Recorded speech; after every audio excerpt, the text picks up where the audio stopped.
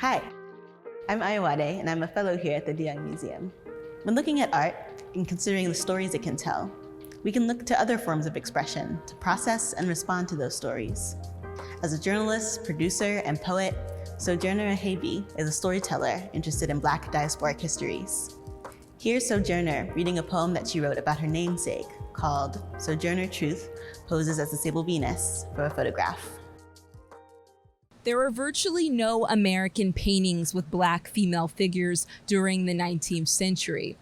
Sojourner washes her face in the morning, meaning she holds herself, and the water done caught her in its reflection, meaning that is a painting. Her hand, a soft voyage across the eyes, the mouth, the cheekbone. 2. In a pamphlet on good photo etiquette of the period, they emphasize having a clean face. If you are a professional, the photographer will prepare the sitter in advance, especially if they are of a musky complexion. The photograph depends on the action of light, how to light a sable face, how to prepare for a clean shot. 3. Sojourner's photographer hesitates at first to hand over the copies of her negative, says the world is the opposite of what it should be here, might confuse you for a white woman here. 4. Here, as if locating the exact place in which light traveled and washed over Sojourner's face, and all her gods became white, and she didn't make a sound when they made her in their image. The poem that Sojourner shared with us asks us to consider the visibility of Black women in history, both literally in something like photographs or art, and in society. This print of Sojourner Truth is part of a series by Elizabeth Catlett, commemorating and honoring Black women's historical contributions. Sojourner Truth was born into slavery and played a crucial role in its abolition. Her speech, Ain't I a Woman?, addressed sexism in civil rights movements and racism in the feminist movement of her time.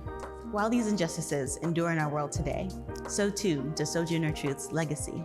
Her story urges us to think about injustice at the intersections of race and gender.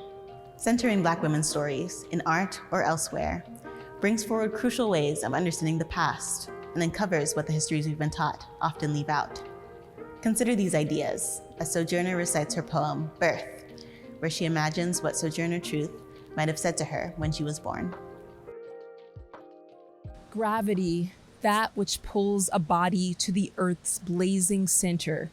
My beginning, that which was always a body being returned to the earth, to the plantation's wet will, to the spinning wheel. My beginning, that which was always a body being returned to the mule and the things it carried through the seasons, the plow, summer's humid rain, the sound a lash makes on the back. What I mean to say is pain and the earth's lush inheritance. My beginning was the wound of labor.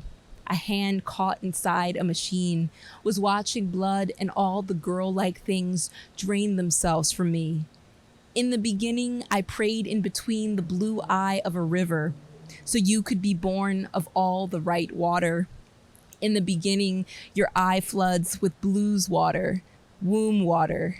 In the beginning, I return you to sight. I return you to good pain, good blood, good light. I return you to the world so your mother could carry you through like a season.